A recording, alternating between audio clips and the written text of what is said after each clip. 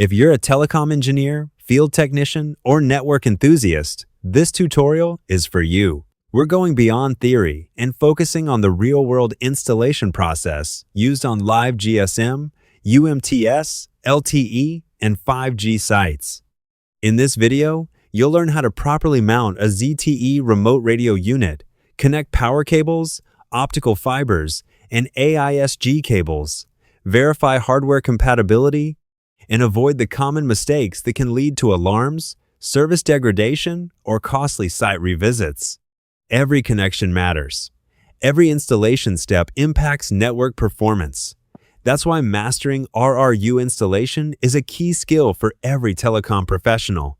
So put on your safety gear, grab your tools, and join me on site as we install and commission a ZTE RRU like a true field engineer. Let's get started.